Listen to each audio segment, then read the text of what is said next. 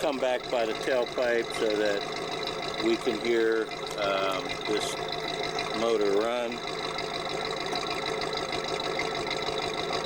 Nice smooth idle. A nice rumble.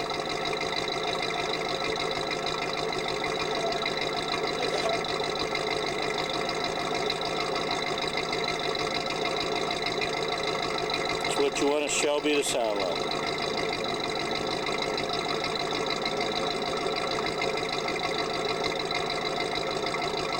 Okay, I've asked Chris and Derek to give me a hand, and we're going to roll the windows down, and we're going to put the top down because it's so much easier to film the interior of the car with the top down. So we're going to go ahead and do that, and you can see Chris is starting to put the top down. Now what he's going to do when he gets so far, he's going to move everything out of the way of the hinges. You can see he's moving the top pads out of the way of the hinges because these hinges can obviously, we got a little dust in here, but these hinges can create a problem and pinch the top, and we don't want that. This is a valuable car and we don't want that to happen. And so Chris has closed the latches, he's moved everything away from the hinges, and he's going to put it down. I do want to point one other thing out. If you look, since this car has had a color change, and we've certainly disclosed that, if you look down in here, it's still red. So whoever did the color change on the car certainly wanted it to be completely red, even down in there. Okay, so Chris has moved everything away from the hinges, and he's going to put the top the rest of the way down. As you can see.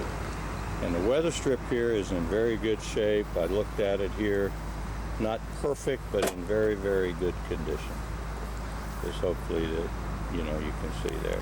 Now we're going to put the top boot on because it'll show a lot better with the top boot on the car. Chris has got pads there that he can put in place. That just smooths out the top boot a little bit.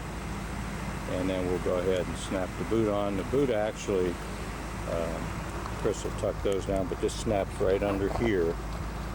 And not like modern cars where they have a big hard top boot. So we'll put that on now, and then we'll film the rest of these. Okay, Chris has got the top boot put on.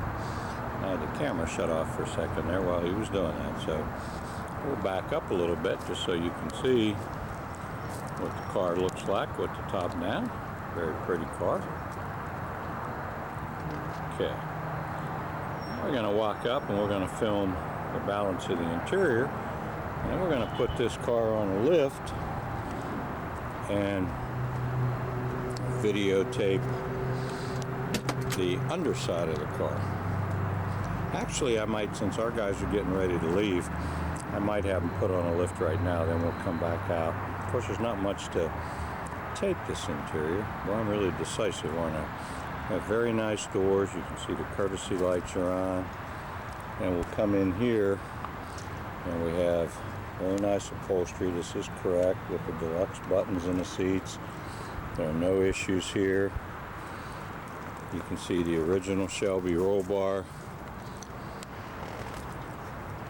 Back seats in very, very nice shape. Seat belts are in place, as you can see. Well cared for. Okay, so there we go.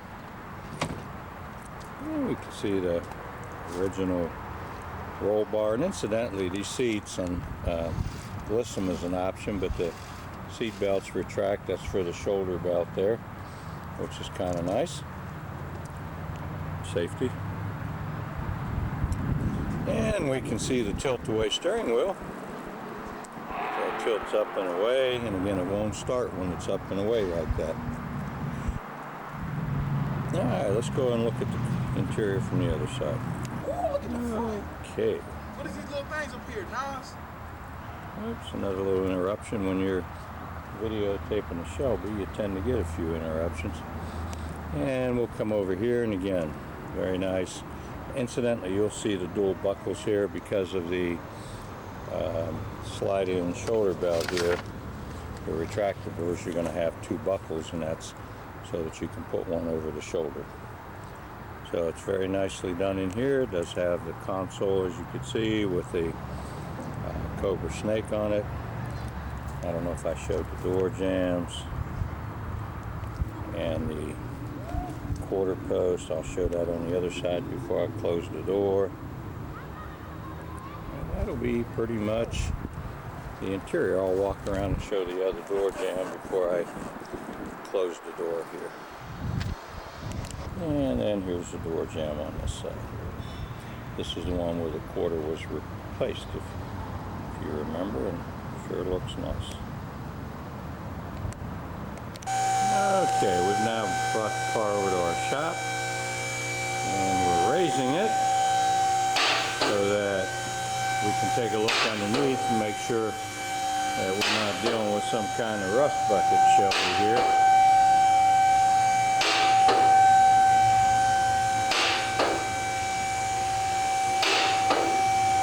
Spent a considerable amount of time under here trying to make this into a nicer car underneath, and what came here, and you can see it's nice and black under here, and there's that brand new oil pan we talked about. And I'm going to start from the back because I think it'll be better with the light the way it's shining. Okay, I don't know if I recorded this or not, but I'm going to show the rear frame rails to show that they're very nice.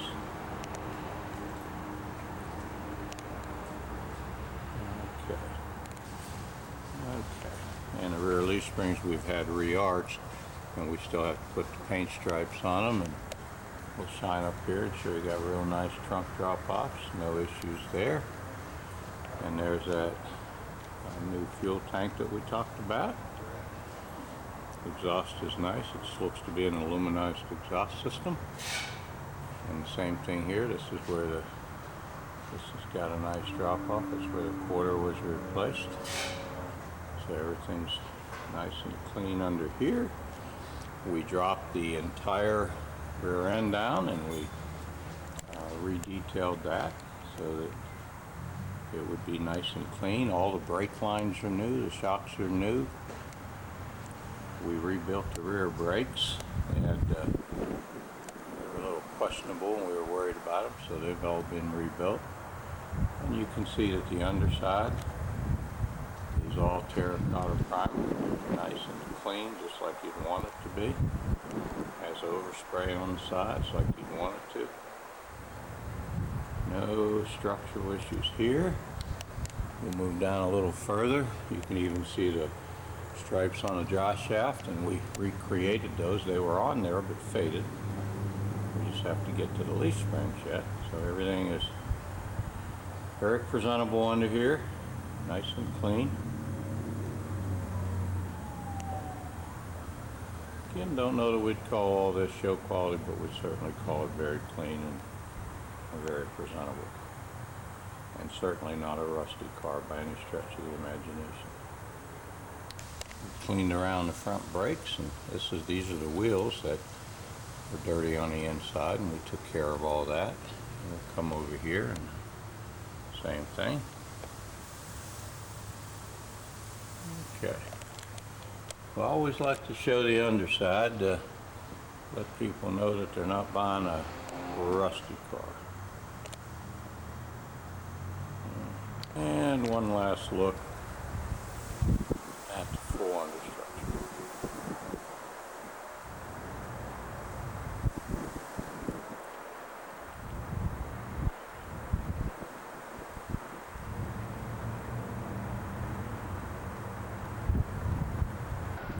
Okay, so there we have it.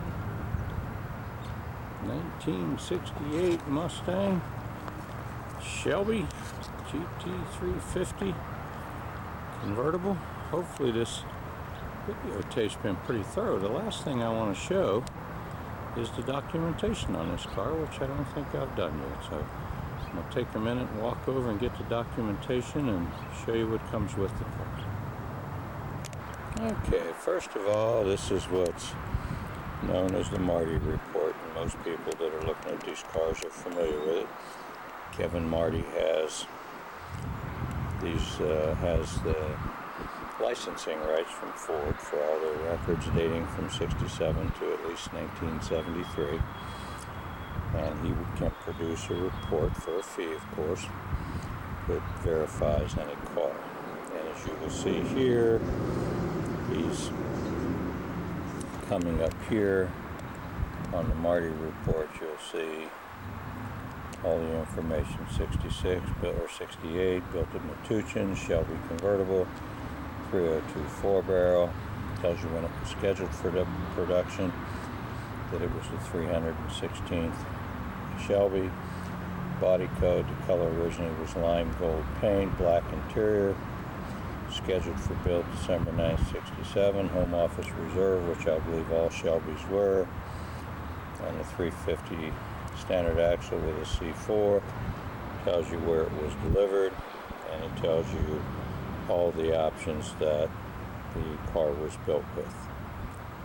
And then over here, the Shelby report tells you how many cars kind of just like it were built. And he provides this information up here, which says how many Shelbys were built, how many of them were 350s, how many were convertibles, which was 404, 190 with automatics, 22 were painted lime gold, 22 of those had black deluxe interiors, 28 lime gold, 22 were black, 6 had air, and 1 was shipped to the Midwest, which was this car. So I guess if you follow things far enough, you can have a one of one. And this is, I don't know if this is the original or if this is a reproduction of the original invoice on the car, but it does again show all the options and where the car was delivered. There is an entire stack of invoices, as you could see here, going all the way back to the car's birth, with dates to track the mileage and any repairs that were made and any money that was spent on the car. And this is the original owner's manual for the car, and you can see here, actually it says ATOE, that should be 03, but it's the right VIN number. Owner's name, CRC World Productions, Dallas, Texas, 42968. Selling dealer, Miracle Ford, Dallas. And it has the same VIN number, so it has to be the original owner's manual. Over here, it does say Horn Williams Motor Company, Dallas, Texas. And I don't quite know what that's about. Sometimes, as you know, dealers trade cars back and forth, and one dealer has a car, trades it to another dealer, who knows. But they're both Dallas, Texas, so it is what it is. Very well documented car with all the Marty report, the owner's manual. There's something in a file that verifies from SAC that this VIN number was made into this car, although there it is right there from Kevin Marty, which is just as good. Okay, so there we have it. 1968 Shelby GT350 convertible. I hope this videotape's been thorough enough. We sure try to be. If you have any questions, you're always free to give us a call. We don't ever recommend that anybody purchase a car from Videotape. We think that if you like the car, it's a real good idea to come and visit with us, see it, inspect it, put it on a lift, do anything you want to make you feel comfortable with your purchase decision and, of course, your investment. Thanks again for watching the tape. We sincerely appreciate it. And please let us know if we could be of any further service to you.